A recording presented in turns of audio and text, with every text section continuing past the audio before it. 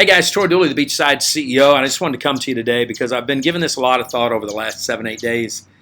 You know, what do you do when you go to bed on a Sunday night and, man, life is just great. You know, your business is growing, you're excited.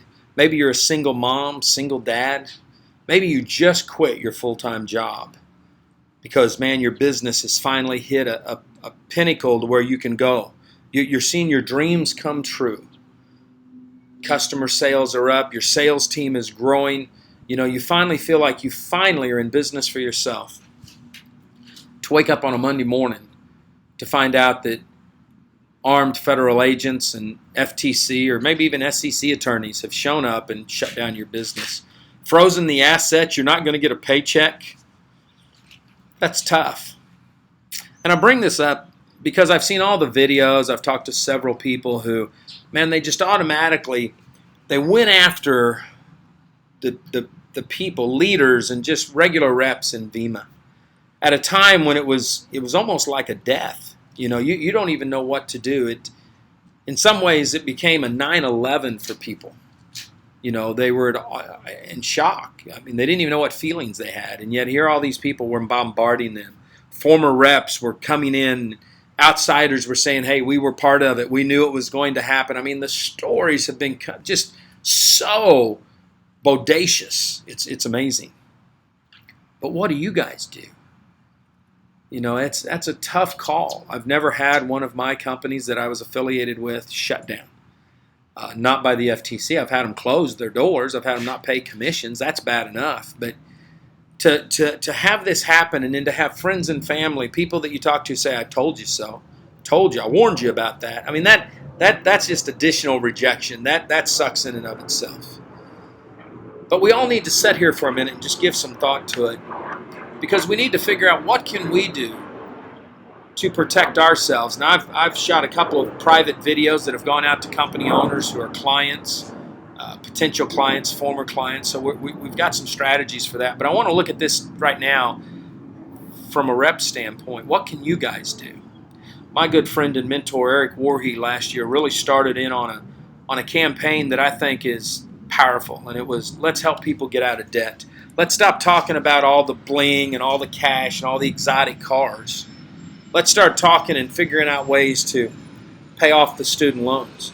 Let's show them how they can make an additional $300 to $500 a month and pay off all that credit card debt. I believe that's what we need to be looking at.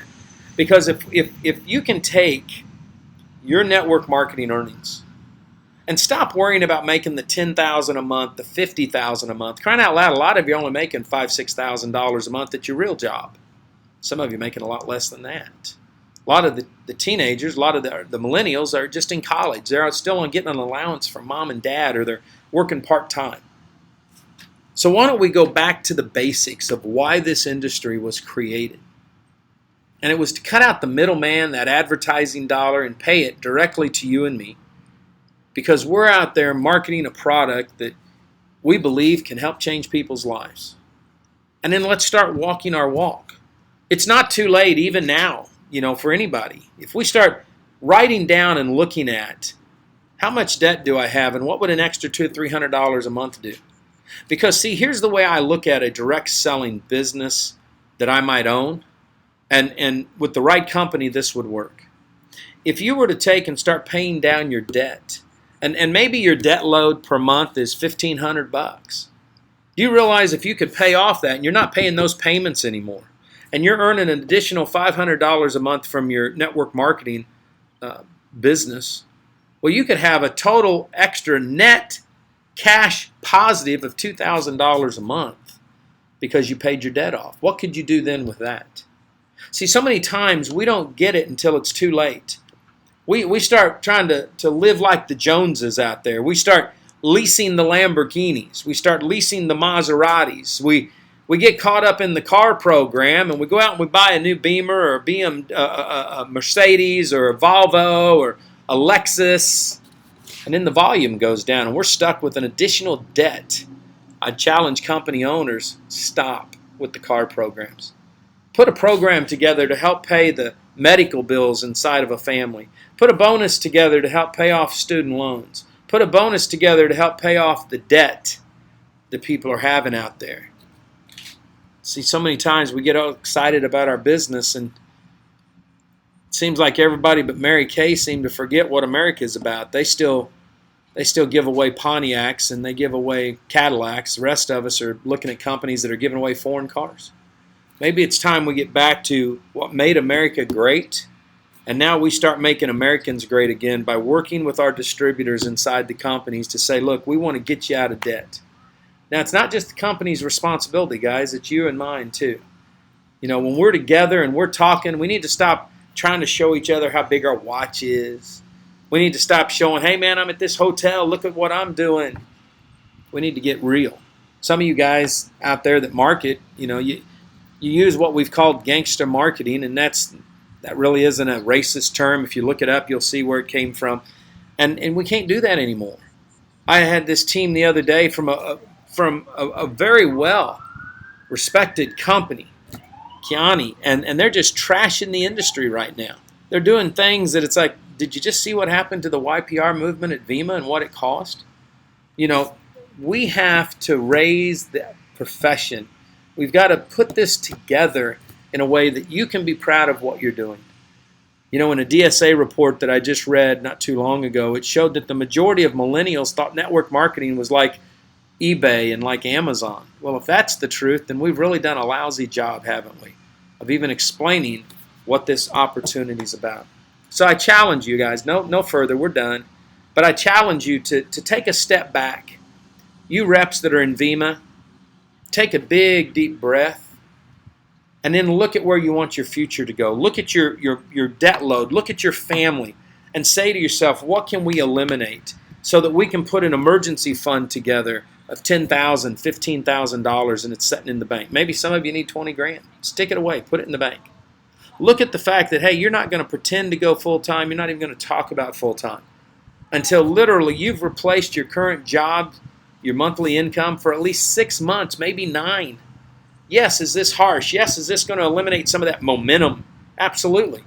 But ever since affiliate marketing and network marketing got merged together a few years ago, it has become so convoluted. And all we do is see this wave of money claims and product claims, and then people jump from company to company. That wasn't what network marketing was built for. That wasn't the dream of the pioneers that created this great profession. And I think it's time we get back to what made it great. The FTC, and looking at this, is something that I've said forever. It's sales and marketing and building sales teams. It's not just about recruit like you see in pyramids and Ponzi schemes. I challenge you to go to the right people. Corporate, I challenge you to hire the right advisors who are going to sit down and look at your customer service, look at your compensation. They're going to look at your sales. They're going to look at your training. They're going to put something together that's going to work for you to keep your butts in compliance. Because I believe the next round isn't going to be just at companies, guys. I already know regulators have been looking at top leaders that are in the field, and some of them have been looking to try to create a RICO situation where they can show that trained organizations go from company to company to company, raiding and causing havoc with the end consumer. I don't care if you like regulators or not, they're there for a purpose. Sometimes I believe they overstep their bounds. But the one thing that I do know is they have more money than the rest of us, and we need to live in a way that we can be proud. You need to be to go to bed every night knowing that you've done the best for yourself, for your family, and for your team. That's the name of the game. Company owners, you need to go to bed at night knowing I've balanced what's best for the corporation, what's best for the field, and what's best for my family's future. That's what's going to keep us all out of hot water. Live life like it's an epic adventure. Stay dangerous, stay strong, and if you're in network marketing, act like it.